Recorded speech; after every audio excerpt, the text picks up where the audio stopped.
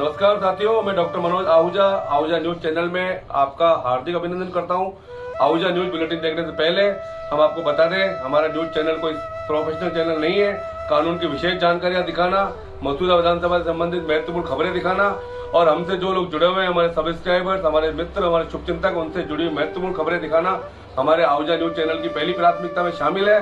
आप भी हमारे आहूजा न्यूज चैनल के सदस्य बने। अगर आपने हमारे चैनल को सब्सक्राइब नहीं किया है तो सब्सक्राइब करें। तो आइए देखते हैं आज की विशेष खबरें Ahuja news channel bulletin. Panchayat समिति भिनाई के प्रधान संपत राज लोढ़ा के चुनाव को अयोग्य घोषित करने वाली चुनाव याचिका शुक्रवार को न्यायालय द्वारा खारिज कर दी गई है। प्रधान पुत्र संजय लोढ़ा ने बताया कि कांग्रेस के पंचायत समिति सदस्य राकेश कुमार शर्मा पुत्र श्री कन्हैयालाल शर्मा निवासी चापानेरी तहसील भिनाई जिला अजमेर द्वारा एक चुनाव याचिका जिला न्यायालय अजमेर में प्रधान संपतराज लोढ़ा के चुनाव को निरस्त करवाने तथा के लिए प्रस्तुत की थी, जो चुनाव 10 अक्टूबर 2020 को हुए थे तथा उसमें संपतराज लोढ़ा को प्रधान निर्वाचित किया गया था। जिला न्यायाधीश ने उक्त याचिका को सुनवाई हेतु वरिष्ठ सिविल जज एवं अपर मुख्य न्यायिक मजिस्ट्रेट संख्या 1 के न्यायालय में स्थानांतरित कर दी थी, जिन्होंने याचिका का निस्तारण करते हुए राकेश शर्मा द्वारा प्रस्तुत याचिका को खारिज कर दिया। उक्त याचिका में प्रत्याशी राकेश शर्मा द्वारा चुनाव में गोपनीयता भंग करने व निर्वाचन नियमों का खुला उल्लंघन करने का आरोप लगाते हुए पंचायत समिति भिनाई के प्रधान के चुनाव को रद्द किए जाने की प्रार्थना की थी तथा राकेश कुमार शर्मा द्वारा यह आरोप भी लगाया गया कि पंचायत समिति सदस्य राजू सिंह रावत ने मतदान केंद्र से अपने मतपत्र की फोटो मोबाइल से खींचकर सोशल मीडिया पर वायरल कर दिया तथा इस प्रकार एक और मतपत्र का फोटो सोशल मीडिया पर वायरल किया गया तथा उक्त पोस्ट हिंदू राजू सिंह हीरापुरा की सोशल मीडिया की आईडी से वायरल किए जाने का भी कथन किया तथा उक्त मतपत्रों को वायरल कर मत की गोपनीयता को भंग करने का आरोप लगाया। याचिका के समर्थन में राकेश शर्मा ने स्वन्य के बयान करवाए, परंतु राकेश शर्मा द्वारा लगाए गए उक्त सभी आरोप वह साबित नहीं कर सके।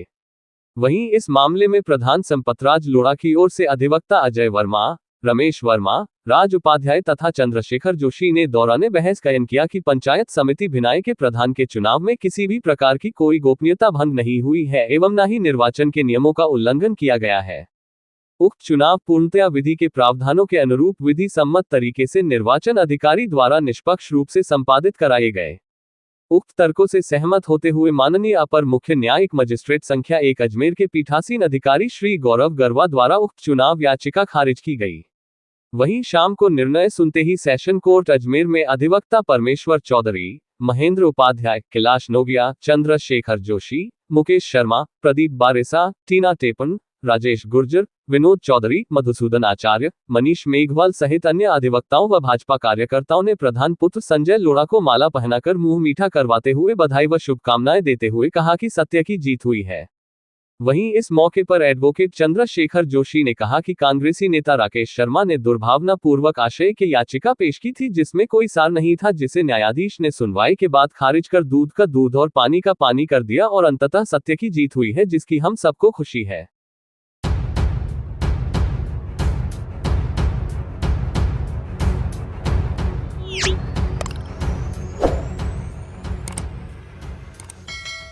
सुप्रीम कोर्ट ने ये कहते हुए कि सिविल कोर्ट का फैसला सजा या हर जाने की सीमा तक आपराधिक अदालत पर बाध्यकारी होगा। सुप्रीम कोर्ट ने नेगोशिएबल इंस्ट्रूमेंट्स एक्ट की धारा 138 के तहत चेक बाउंस के एक आपराधिक मामले में समान पक्षों के बीच एक सिविल मुकदमे में दोषसिद्धि को इस निष्कर्ष पर रद्द कर दिया कि चेक को सुरक्षा के रूप में पेश किया गया था, जबकि सिविल अदालत के फैसले आपराधिक अदालतों पर बाध्यकारी नहीं है। न्यायालय ने स्पष्ट किया कि सिविल कार्यवाही का अनुपात कुछ सीमित उद्देश्यों के लिए आपराधिक कार्यवाही पर बाध्यकारी होगा, जैसे कि आपराधिक अदालत द्वारा लगाई गई सजा या हर्जाना।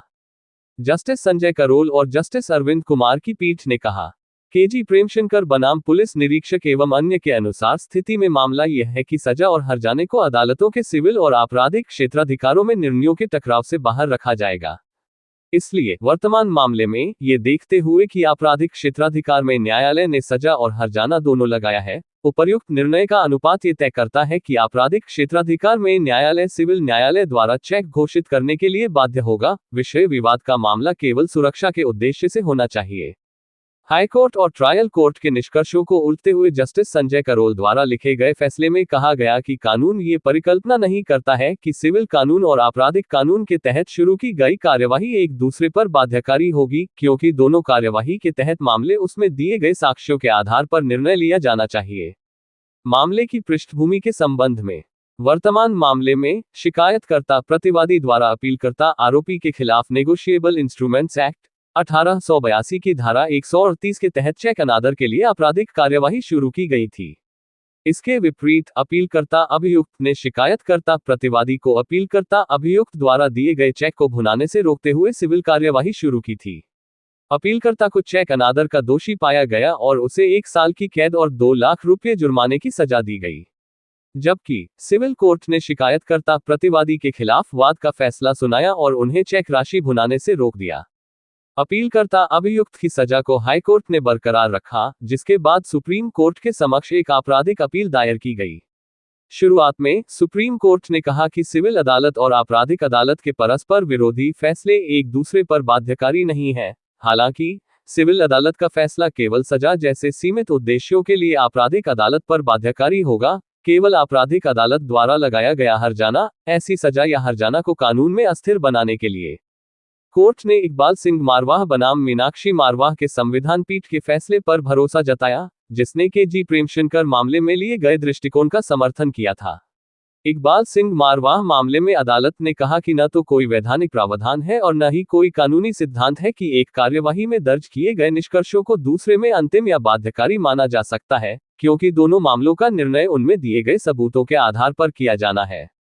अदालत ने इकबाल सिंह मारवाह में कहा, कोई भी कठोर नियम निर्धारित नहीं किया जा सकता है, लेकिन हम यह नहीं मानते हैं कि सिविल और आपराधिक अदालतों में परस्पर विरोधी निर्णयों की संभावना एक प्रासंगिक विचार है।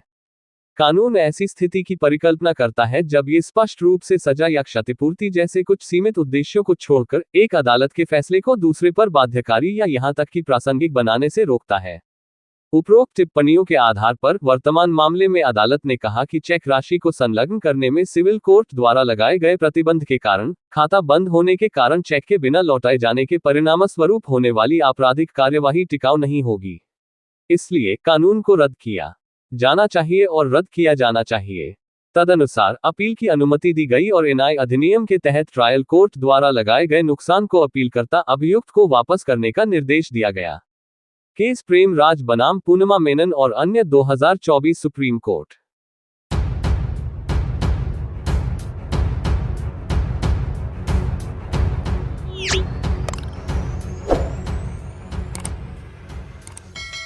शिक्षक संघ राष्ट्रीय उपशाखा भिनाई की एक आवश्यक बैठक का आयोजन शुक्रवार को राजकीय उच्च माध्यमिक विद्यालय भिनाई में उपशाखा अध्यक्ष गोविंद राम जांगीड़ की अध्यक्षता में हुआ, जिसमें अध्यक्ष महोदय ने बताया कि आगामी नवसंवत्सर की पूर्व संध्या पर 8 अप्रैल को बस स्टैंड भिनाई पर रंग गुलाल द्वारा भारत माता का नक्शा बनाकर दीपक जलाकर दीपदान कर नव संवत्सर की पूर्व संध्या मनाई जाएगी तथा दूसरे दिन 9 अप्रैल को नव संवत्सर पर राहगीरों को तिलक, मौली व मिश्री, गुड़ व नीम की कोंपलों का प्रसाद वितरण किया जाएगा।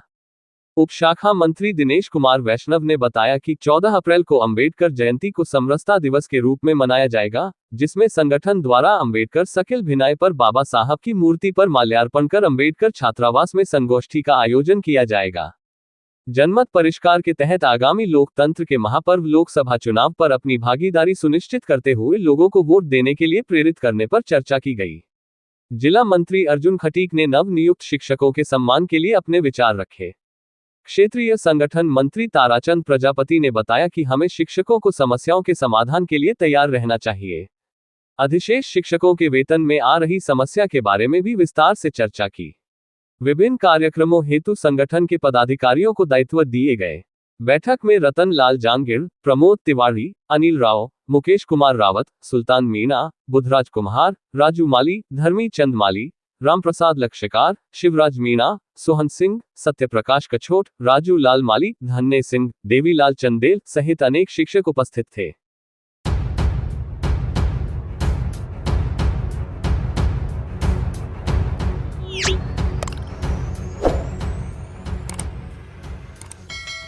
तेलियान समाज द्वारा मां कर्मा देवी जयंती धूमधाम से मनाई गई। जयंती के मौके पर प्रातः शहर में शोभायात्रा व वाहन रैली निकाली गई।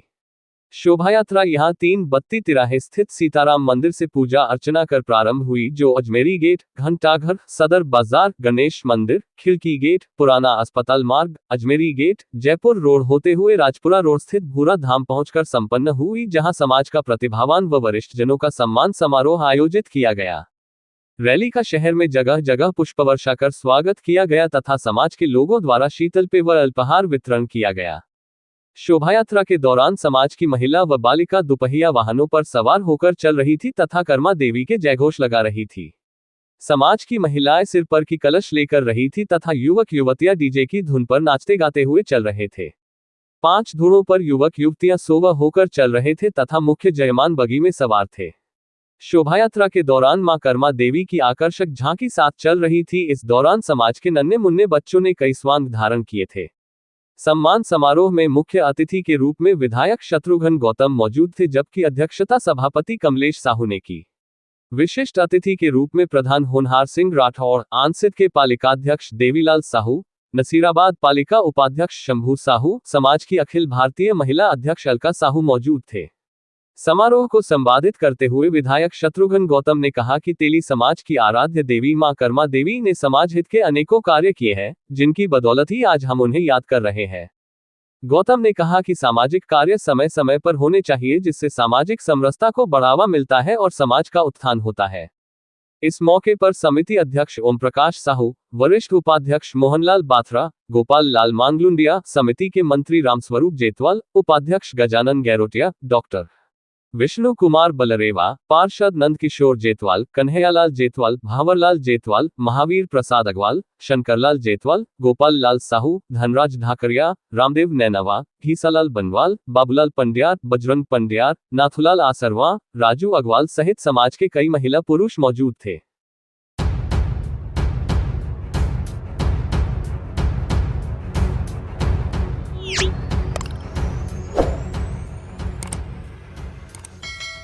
University college of homeopathy Kekri के द्वारा Tagore teachers training college Kekri में अध्ययनरत सभी विद्यार्थियों एवं शिक्षक गणों के उत्तम स्वास्थ्य के लिए निःशुल्क होम्योपैथिक चिकित्सा शिविर का आयोजन किया गया।